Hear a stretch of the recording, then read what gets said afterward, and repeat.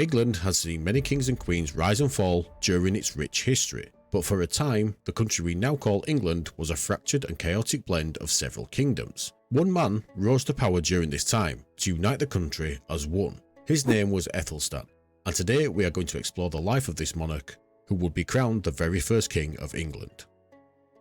Aethelstan was born around the year 894, most likely in Wessex.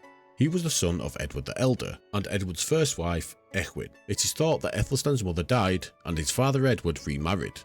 His second wife was named Elfled, and she and Edward had two sons, Elfweard and Edwin. Later in life, Aethelstan's father took a third wife called Eadgifu, who also had two sons called Edmund and Eadred, who would eventually become future kings. Aethelstan was also the grandson of the legendary King of Wessex, Alfred the Great, who laid the foundation for Aethelstan to succeed, as his predecessors also dreamt of a united England.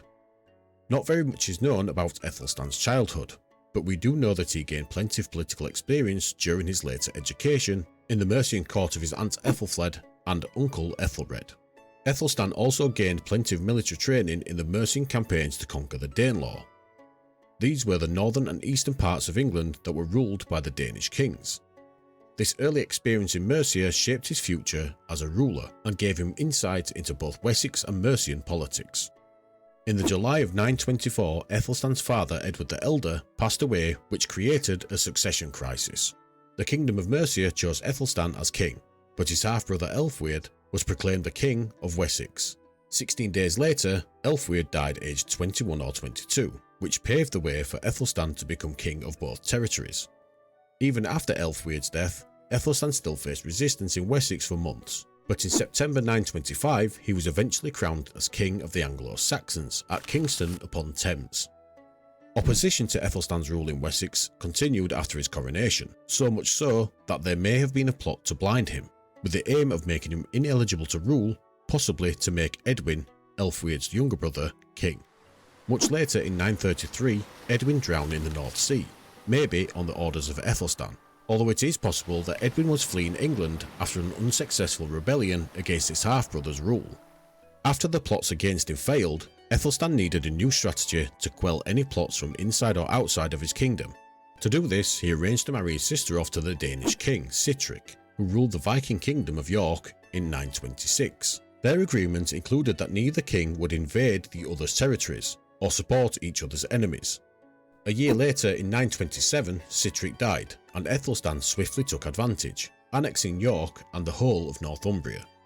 He was met by opposition from Sihtric's cousin, Guthfrith, but Aethelstan emerged victorious. This significantly changed the balance of power in the north, and because Aethelstan had captured all the kingdoms, he was now the very first king of England. The further northern kingdoms, which we now call Scotland, were already worried about the rise of Anglo-Saxon power and challenged King Aethelstan's rule over Northumbria.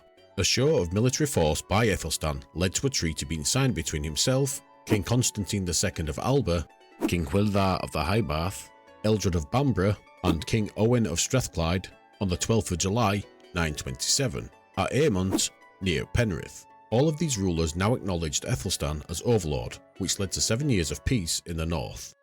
While Aethelstan expanded his military and political power, he also built upon the legal reforms instituted by his grandfather Alfred the Great, by creating social order using the rule of law and religion, as Aethelstan was a very religious man, even choosing to live his life unmarried in the name of his faith, showing his devotion to God. He would also take interest in the politics of Europe throughout his reign, and in some cases strengthen relationships on the continent through the marriages of his sisters. King Aethelstan continued to build on his achievements by turning his attention towards Wales, where a meeting between him and the Welsh kings took place in Hereford. The Welsh rulers were compelled to meet Aethelstan's demands and recognise him as greater king. As part of the new treaty, the Welsh had to provide Aethelstan with the yearly tributes, which included £20 of gold, £300 of silver, and 25,000 oxen. In 934, the treaty between Aethelstan and King Constantine II of Alba had been broken, but by which party is not entirely known.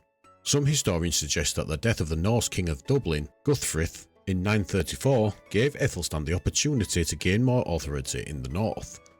Others suggest that Eldred of Bamborough possibly died as well, and both King Aethelstan and King Constantine II of Alba quarrelled over the control of Bamborough.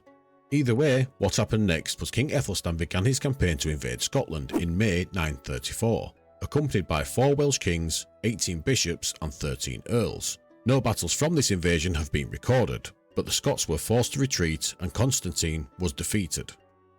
In 937, Constantine allied himself with Olaf Guthfrithson, Guthfrith's successor, to challenge the dominance of King Æthelstan. Later they were joined by Owen of Strathclyde, and these allied forces invaded England. King Æthelstan, accompanied by his half-brother Edmund, marched north to meet the invading forces at the Battle of Brunanburh. This battle is regarded as one of the bloodiest battles in British history, and its location remains unknown to this day, but King Æthelstan gained an overwhelming victory over the combined armies. Olaf escaped back to Dublin with the remainder of its forces. Constantine lost a son, and the English sustained significant losses too, including 2 of Æthelstan's cousins. On the 27th of October 939, King Æthelstan died in Gloucester. Rather than follow the rest of his family, he decided that he would be buried at Malmesbury Abbey in Wiltshire rather than at Winchester. King Æthelstan has sometimes been overlooked compared to the other Anglo-Saxon rulers at the time. However, he is one of the founding fathers of medieval England and in some ways England today. He will be remembered throughout the ages as the first king of England. Maybe due to the successes of his ancestors, but Æthelstan was the one who managed to put all the pieces together to create a united England and the foundation for future monarchs to build on. King Æthelstan will be remembered as a very able ruler, as documented by 12th century chronicler William of Malmesbury, who wrote, "No one more just or more learned ever governed the kingdom."